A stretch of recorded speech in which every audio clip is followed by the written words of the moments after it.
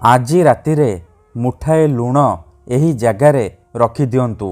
Guarantee ଦେଉଛି ସେ ନାରୀ ତୁମ ପାଖକୁ ଆସିବା ପାଇଁ ବାଧ୍ୟ ହେବ। ଯାହା ଚାହିଁବେ ତାହା କରିବ।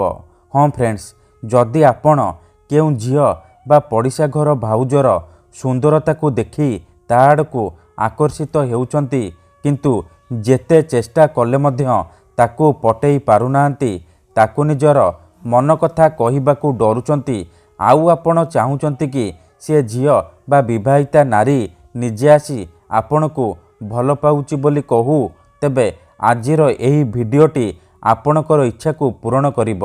କାରଣ ଆଜିର ଏହି ଭିଡ଼ିଓଟିରେ ମୁଁ ଆପଣଙ୍କୁ ଶିଖେଇବି ଲୁଣର ସାହାଯ୍ୟରେ ଝିଅ ପଟେଇବା ପାଇଁ ବଶୀକରଣ ବିଦ୍ୟା, ଯାହାକୁ ପ୍ରୟୋଗ କରି ଆପଣ ନିଜ ପସନ୍ଦର ସେ ଝିଅ ବା ପଡ଼ିଶା ଘର ଭାଉଜକୁ ମୁହୂର୍ତ୍ତକ ଭିତରେ ନିଜ ବଶରେ କରିପାରିବେ।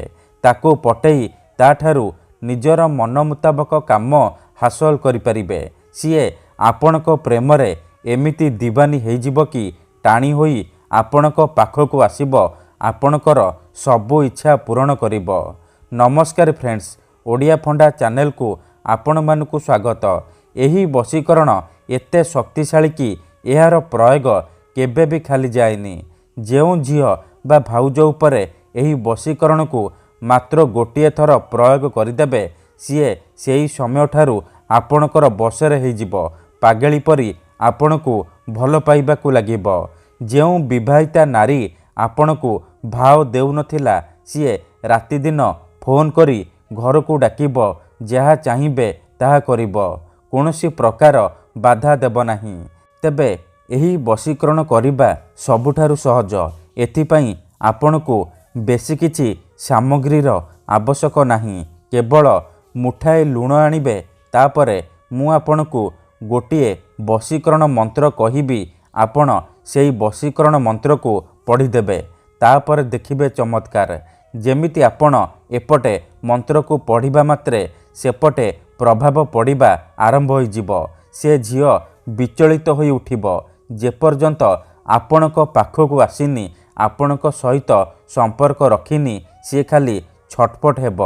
ଏହି ବଶୀକରଣ ସାହାଯ୍ୟରେ ଆପଣ ଶାଶୁ, ନଣନ୍ଦ, ଦିଅର, ଭାଉଜ କାହାକୁ ବି ନିଜ ବଶରେ କରିପାରିବେ।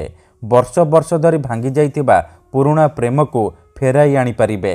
କେଉଁ ବି କୁଆଁରୀ ଝିଅ ବା ବିବାହିତା ନାରୀକୁ ନିଜ ବଶରେ କରିପାରିବେ। ତାଠାରୁ କିଛି ବି କାମ ହାସଲ କରିପାରିବେ। ତେଣୁ ମୋର ଆପଣମାନଙ୍କୁ ଅନୁରୋଧ କି ମନରେ କୌଣସି ଖରାପ ଉଦ୍ଦେଶ୍ୟ କିମ୍ବା କୌଣସି ଖରାପ କାମ ପାଇଁ ଆପଣ ଏହି ବଶୀକରଣକୁ ପ୍ରୟୋଗ କରିବେନି। କାହିଁକି ନା ମାତ୍ର ଥରେ ବଶୀକରଣ ହେବା ପରେ ସେ ଝିଅ ବା ନାରୀ ଆପଣଙ୍କର ବଶରେ ହେଇଯିବ। ଆପଣଙ୍କର ଇସାରାରେ ନାଚିବ। ଆପଣ ତାକୁ ଯାହା କହିବେ, ଯେମିତି କହିବେ ସିଏ କରିବ। ଆପଣଙ୍କର ସବୁ ଇଚ୍ଛା ପୂରଣ କରିବ। ଠିକ୍ ଅଛି? ତେବେ ଏହି ବଶୀକରଣ ବିଧିକୁ କେହି ବି ଅତି ସହଜରେ କରିପାରିବେ। ବିନା କୌଣସି ପଇସା ଖର୍ଚ୍ଚ କରି, ବିନା କୌଣସି ପରିଶ୍ରମ କରି ଆପଣ ଏହି ବଶୀକରଣକୁ ଅତି ସହଜରେ କରିପାରିବେ। ଆଉ ନିଜ ପସନ୍ଦର ସେ ଝିଅକୁ ପଟେଇ ପାରିବେ। ଠିକ୍ ଅଛି? ତେବେ ଚାଲନ୍ତୁ ଜାଣିବା ଏହି ବଶୀକରଣ ଆପଣ କିପରି କରିବେ। ମନେ ରଖନ୍ତୁ, ଏହି ବିଧିକୁ ଆପଣ କେବଳ ବୁଧବାର କିମ୍ବା ଶୁକ୍ରବାର ଦିନ କରିପାରିବେ। ଅନ୍ୟ କୌଣସି ଦିନ ଏହି ବଶୀକରଣ କାମ କରିବନି। ଠିକ୍ ଅଛି? ପ୍ରଥମେ ଆପଣ କ'ଣ କରିବେ, ମୁଠାଏ ଲୁଣ ଆଣିବେ। ସେହି ଲୁଣକୁ ଡାହାଣ ହାତରେ ମୁଠେଇକି ଧରିବେ। ତାପରେ ସେହି ଝିଅ ବା ମହିଳାକୁ ମନେ ମନେ ଭାବିବେ, ଯାହାକୁ ଆପଣ ନିଜ ବଶରେ କରିବାକୁ ଚାହୁଁଛନ୍ତି। ତାପରେ ଏହି ମନ୍ତ୍ରକୁ 21 ଥର ପଢ଼ିଦେବେ। ଲବଣେ ଶକ୍ତି ଆକର୍ଷଣମ୍ ଆମୁକଂ ତୀବ୍ର ବଶୀଭୂତଂ। ଲବଣେ ଶକ୍ତି ଆକର୍ଷଣମ୍ ଆମୁକଂ ତୀବ୍ର ବଶୀଭୂତଂ। ଏହିପରି ଆପଣ ମନ୍ତ୍ରକୁ 21 ଥର ପଢ଼ିଦେବେ।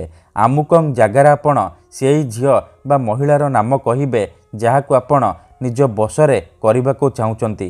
ମନ୍ତ୍ରକୁ 21 ଥର ପଢ଼ି ସାରିବା ପରେ ଆପଣ ମୁଠା ଖୋଲିବେ ଆଉ ଲୁଣରେ ଗୋଟିଏ ଥର ଫୁଙ୍କିଦେବେ। ଏତିକି କରିସାରିବା ପରେ ଆପଣ କ'ଣ କରିବେ, ସେ ଲୁଣରୁ ଅଳ୍ପ ଟିକେ ନେଇକି ସେହି ଝିଅ ବା ସ୍ତ୍ରୀର ଖାଦ୍ୟରେ ମିଶାଇକି ତାକୁ ଖାଇବାକୁ ଦେଇଦେବେ। ଯଦି ଲୁଣକୁ ତାକୁ ଖାଇବାକୁ ଦେଇପାରିବେନି, ତେବେ ଲୁଣକୁ ସେହି ଝିଅ ବା ମହିଳାର ଘର ସାମ୍ନାରେ ପକାଇଦେବେ। ଏତିକି କରିକି ଦେଖନ୍ତୁ ଗ୍ୟାରେଣ୍ଟି ଦେଉଛି ସେ ଝିଅ ହେଉ ବା ବିବାହିତା ଭାଉଜ ଆପଣଙ୍କ ଆଡ଼କୁ ଆକର୍ଷିତ ହେବାକୁ ଲାଗିବ। ଧନ୍ୟବାଦ।